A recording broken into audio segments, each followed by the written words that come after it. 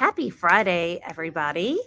I am so glad you're joining us today to talk about supplements. And I had really wanted to start out this conversation in our supplement aisle, but we were way busy and have a lot of customers coming and going. So I didn't want to get in anybody's way. So I've pulled a couple of supplements over here to talk about. But what I would really urge you to do the next time you're in one of our store locations is to go to our supplement aisle. We have a huge supplement section. And I know it can be overwhelming. You may not know what supplements you need. You may not know why supplementation? What's the point?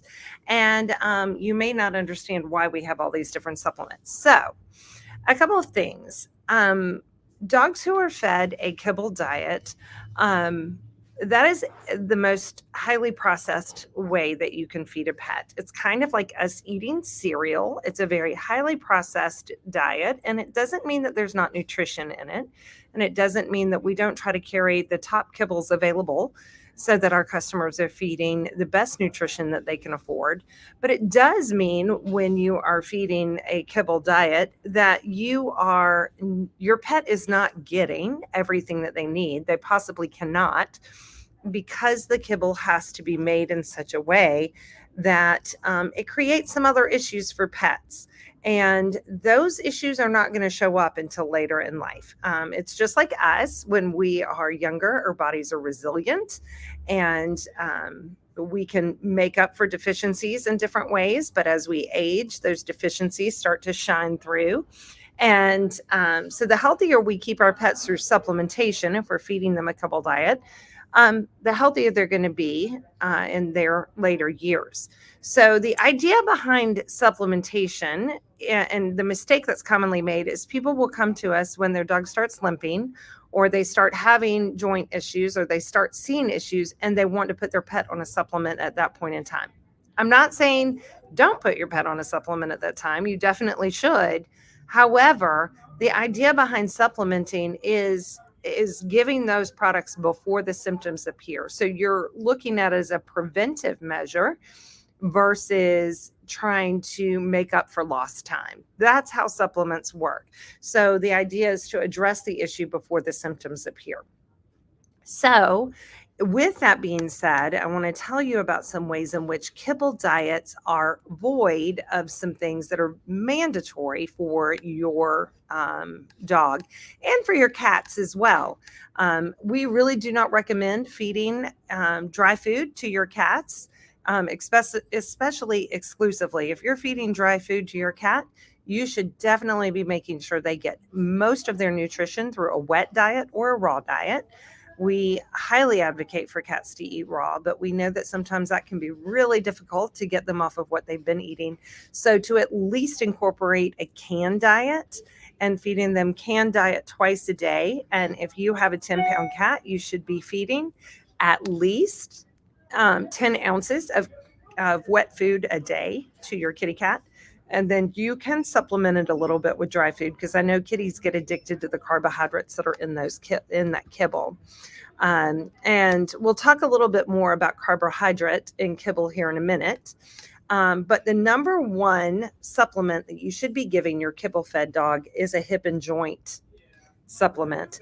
We just happened to get a new one in, so I grabbed this one off the counter because I just think it's a really cool product. It's by our friends with Paws, and it's a hip and joint gravy. And it does have CBD in it. So if you haven't been giving a joint supplement, this one might be for the acute situation where you have an immediate need. This would be a really good way to get that integrated for your pet and help really with those immediate needs. So if your pet has arthritis so badly they're needing to go on carprofen and things like that, this could be an immediate need to help remedy some of that pain. But it's also great for everyday use. We like it because it's in liquid form and easy to pump into their food. The one thing I'm going to tell you, this is MCT oil, but with any of these products, if they're liquid format, please look on the side and see if they need to be refrigerated because some of these oils do need to be refrigerated. It does not appear that this one does. because it has coconut MCT oil in it. That's the carrier oil. And there's no notice that it needs to be um, refrigerated. And it is made in Kentucky. So really cool product. We really like this company and all their CBD products, but that's a great hip and joint um, product. So some things to know about a hip and joint inclusion for your pet. Even if you are getting a senior formula food or a large breed food and it says glucosamine and chondroitin and MSM on the back as an ingredient, it is not a therapeutic dose. It is not enough glucosamine, chondroitin, and MSM to suffice. You need to be giving a hip and joint supplement in addition to that kibble. There is absolutely no food on the market, in our store or anywhere else that has therapeutic doses of glucosamine and chondroitin. Doesn't exist. You're only going to get those therapeutic doses through supplementation. So know that if you are feeding a kibble diet, you need to be adding a hip and joint supplement. And the sooner you incorporate it into your pet's diet before you see issues, the better. You definitely want to make sure you're giving these supplements ahead of time so that you're heading off any potential issues later down the road. They already have what they're getting. Dogs in the wild would be eating the joints and the cartilage and chewing on all of the body parts of their prey. And that's where they'd be getting their chondroitin, their glucosamine, their MSM. They'd be getting all of that joint supportive goodness into their body by eating in the wild, the raw diet. So unfortunately, those don't get sustained through the process of making the kibble. So when you're feeding a kibble diet, you need to be able to add these back in. And it doesn't mean that all raw diets have sufficient amounts of this in it either. You still need to be supplementing your pet as well. If you didn't want to add in a supplement, ways that you could add in joint supportive supplementation, things like bone broth, chicken necks, raw bones with the raw glucosamine on the inside. That bone marrow is really rich in glucosamine. So those are other ways that you can incorporate kind of a supplementation for your pet without adding necessarily something from our supplement aisle. But bone broth is very rich in glucosamine and chondroitin and very good for hip and joint. So that's our number one that we really think you should add in for your pet is a hip and joint supplement.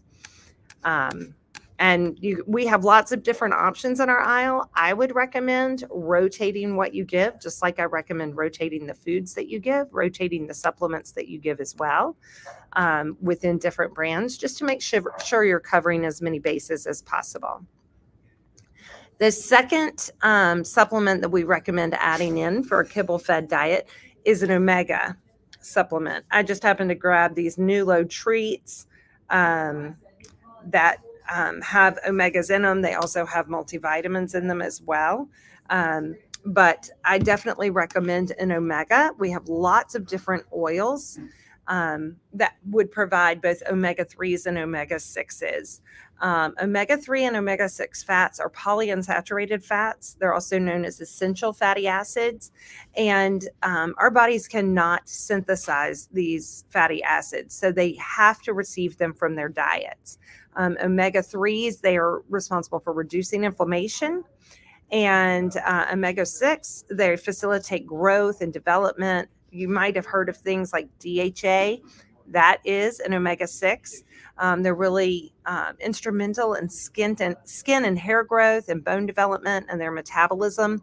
And one of the things about these oils is they're very fragile because they have broken chains in them. They're very fragile and they almost always break down in the making of the kibble. And so you have to add them back in. Pet food companies will add them back in at the end of the process of baking, and they will spray it back on the pet foods. However, once it hits air, it starts to oxidize and can quickly go rancid. So adding that back in to the diet in a more natural form, like an oil, can help keep the omega-3s and omega-6 levels for your pet at a healthy level. So they keep great skin and coat. They keep great metabolism throughout their life.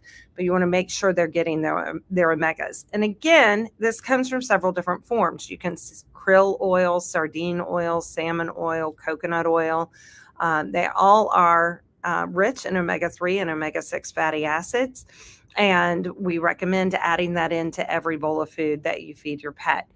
If it is an omega supplement, you want to make sure that if the bottle says to refrigerate it, you want to make sure you're refrigerating that, because as I've said, once it hits the air, it starts to go rancid. So you want to make sure you're keeping it as fresh as possible as you go through the bottle of what you're using. We have lots of different omega supplementation over there. So you, again, rotate through the products. Hey, Angie. You want to make sure you're rotating through the products that we have in our supplement aisle. Don't use it the same every single time. Just like when you're coming in and purchasing a bag of food, go to a different protein.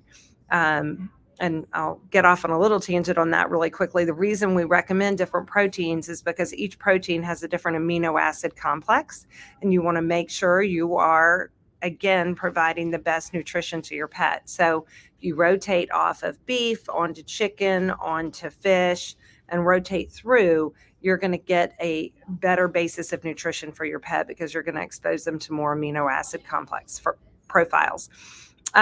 Interestingly enough, egg is the most digestible protein, followed pretty closely by chicken. Now, I know we have a lot of chicken sensitivities out there, but those are both very highly digestible proteins. Yes, Jen, thank you for watching. So glad you're there. So lots of things to get at you guys today, and I know it'll be overwhelming, but definitely pay a visit to our supplement aisle. The third thing I want to talk about is pre and probiotics. I love the Adored Beast, so I happened to grab their product. This is the Healthy Gut. They have other ones. They've Gut Soothe, and they have another pre and probiotic. And again, I recommend rotating these as well, because you're going to have different bacteria in each one to help provide a more healthy gut, which is, the gut is kind of the root of the immune system and the root of the health of the pet. And so the healthier the gut, the less problems that you're going to see. And the thing about kibble is that it is required to be sterile. So when they're making the kibble, they put it through processes to kill all of the bad pathogens like salmonella, E. coli, listeria. However, the flip side of that is they kill all the good bacteria too. And so any of the biome that you would want for your pet, all that good bacteria that helps keep them with a balanced gut, gets killed in the same process. And so you need to add that back in, and add it back in the form of pre and probiotics and digestive enzymes. So again, a great one to check out, or a great line to check out, is our friends from Adored Beast. We also really like Herbsmith. They have microflora, and they have great digestive support as well. If they don't have a healthy gut, you're going to see things like chronic loose stools, maybe irritable bowel syndrome. You're going to see chronic throwing up, lots of different issues connected to an unhealthy digestive system. So adding in pre and probiotics, and good quality pre and probiotics. One of the ones I love from the Adored Beast has actual bacteria taken from a wolf and their digestive tract. So it actually has what we know dogs should have, because the bacteria that we all have is species specific.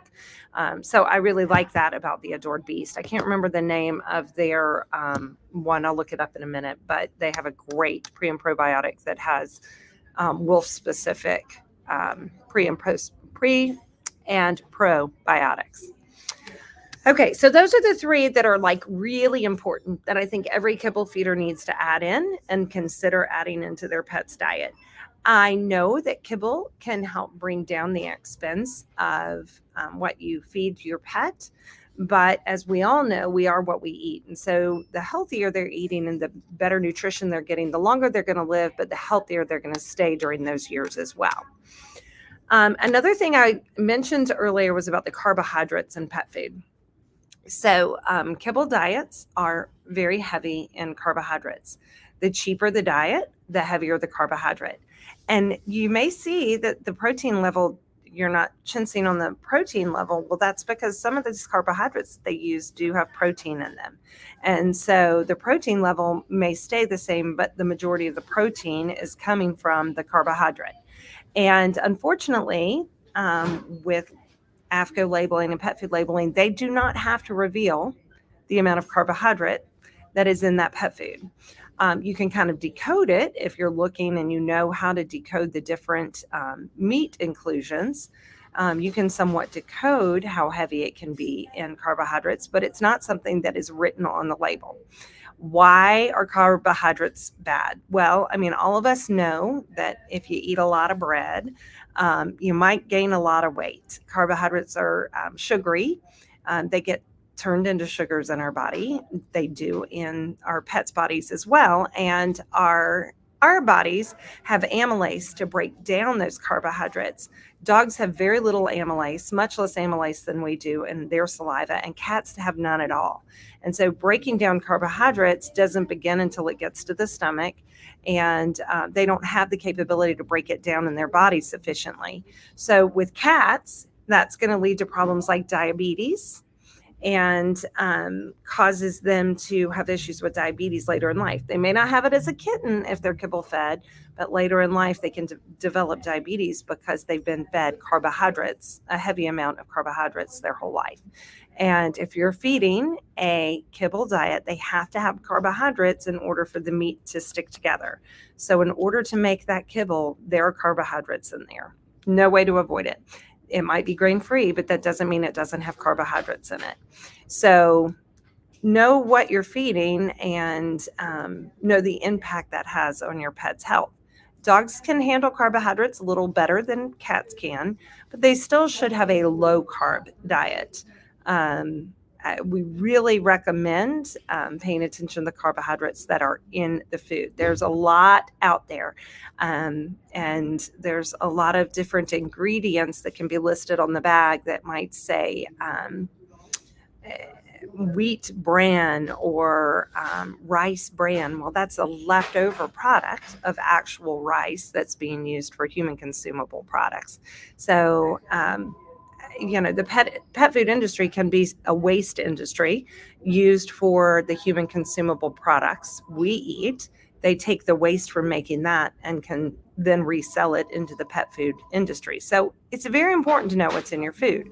Obviously, we take the hard work out of that for you here at the store and sell really good pet foods. But kibble is kibble, and it all has carbohydrates in it, even the wonderful kibbles that we sell. And what is the impact of that carbohydrate beyond just things like diabetes? It can also cause tartar issues with your pet. So if you have a pet with significant dental issues, sometimes those carbohydrates are what you're battling, and it can build up the plaque on their teeth. So we really recommend, in addition to these top 3 supplements, adding in some kind of dental platform. That can be in the form of brushing your dog's teeth with enzymatic toothpaste. If your dog is not real accepting of a finger in their mouth to brush their teeth or a toothbrush, we also have products like gels made by Core Pet that you can put in their mouth and let it sit on their teeth, and it helps break down that plaque. We have powders you can put in their food that also help break down the tartar on their teeth. We have water additives for their water bowl. Herb Smith makes a great dental chew to help with the breakdown of the plaque and tartar, and also helps freshen their breath. We have lots of bones. The best chew I would tell you that we sell is a raw bone from our freezer. It is soft enough that you can indent it with your fingernail, but porous and fibrous enough that as they chew on it, it's going to brush their teeth naturally. And again, you get the added benefits of the joint support from the bone marrow in the center and from eating the bone. So that's why dental is so important. The more processed the diet, the higher the chance that you're going to see plaque and build up on the teeth just from those carbohydrates that they're getting from that kibble diet. So dental health is really important. And as we all know, dental health is linked to so many other parts of the body as well.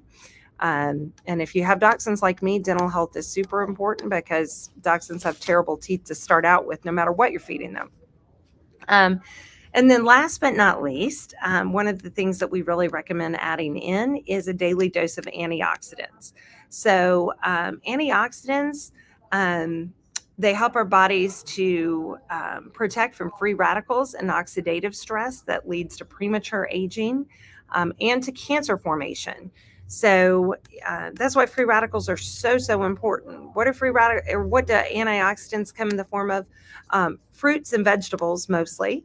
And so you're going to see us really recommend adding in blueberries, strawberries, apples, adding in some fruits and vegetables to their diet. Berries are really rich in antioxidants, so things like cranberries, cherries, um, and take the pits out of the cherries. But those are all really good and very high in antioxidants. You also have greens that are very high in antioxidants as well. So adding in an antioxidant support, something like green juju from our freezer, or adding in fresh blueberries and strawberries. It's a great season for that. We also have a lick mat for sale right now that we've made up that has a strawberry puree in it as a way to add in strawberries for your pet to give them a dose of some antioxidants. But we do have some antioxidant supplements in our supplement aisle if you choose to go that route as well. All of this is to say, it's not just about putting the kibble in the bowl and thinking you're providing a complete and balanced diet for your pet. There's so much more that needs to go in your pet's bowl than just that kibble. We recommend topping that with fresh food. We have fresh toppers here. We have raw diets here. Even if you can't afford an entirely raw diet, you don't have to do all raw. You can add a little bit of raw on top of that kibble, and you're adding some fresh components for your pet's diet. One of the biggest increases we've seen, besides cancer in pets, we've seen a lot of pancreatitis. And a lot of that comes from feeding such a highly processed diet. Of course, everything that we feed here, or everything that we carry here in our store, has been through some process. But we have everything from minimally processed all the way down to heavily processed like kibble. So consider all of these things as you're making choices as to what to feed your pet, and take a trip down our supplement aisle. Again, I understand it can be expensive to add in all of these supplements, but add in some. Find ways that you can address these. Add in bone broth for hip support, hip and joint support. Add in omegas by adding in a fish oil, or maybe even getting a pack of sardines and adding in a couple of sardines a week. Add in probiotics, pre and probiotics, and kind of pick and choose what you can afford, but also ways that you can help sustain your pet's health a little bit down the road as they age, because you're not going to see it when they're puppies. But what you want to address is issues and prevent them down the road so that you don't see the symptoms, that the symptoms never occur. I'm always happy to answer questions. And if you don't see me out on the floor, which I'm not always out on the floor, you're always welcome to email me or speak with one of my employees and get my card and send me an email. I'm always happy to help you and help guide you if you have any questions, or define for you ingredient labels and what they all mean, because it can be overwhelming. That's why we're here. And that's why we go through the training that we do, so that we know all of those details for you. So I appreciate you joining me. I can't tell you how much I really encourage you to go down our supplement aisle and get to know our supplements. If you have any questions, let us know, and head in, take a chance and add in some supplements for your pet. You will not be sorry, and it will keep them healthier. I promise. And it will keep them off medicine, which is the whole thing you want to do. You don't want to wait until your dog starts limping and has to go on carprofen to address the supplementation, because you're fighting a bigger battle at that point. You want to address those issues long before you get there. Okay, well, happy Friday. We are going to be out and about this weekend, so be sure to look at our events. Nicole has 2 events this weekend. I can't remember where tomorrow is, but I know Sunday is at Hidden Gate for a Mother's Day market. and she'll be downtown with our We Live deals and lots of fun things to give away. And we have our Adopt-A-Palooza coming up next Saturday, the 18th, over at our Sedgefield location. We're going to have over 12 rescue organizations with us adopting out their pets. So if you have room in your home for a homeless animal, definitely come out and visit these rescue organizations, or maybe you've just been considering fostering. It would be a great time for you to come out and see everybody and get to know all about the local rescue organizations in our community. Y'all have a wonderful weekend and a happy Mother's Day to all the mothers out there. If you haven't seen our adorable Mother's Day bones for your dog that say, "I am Mom's favorite," you definitely need to come by and get one for the dog. And we hope you guys have a lovely weekend. And don't forget to get Mom a present. We've got lots of good presents in our boutique area for your mother. Thanks, everybody.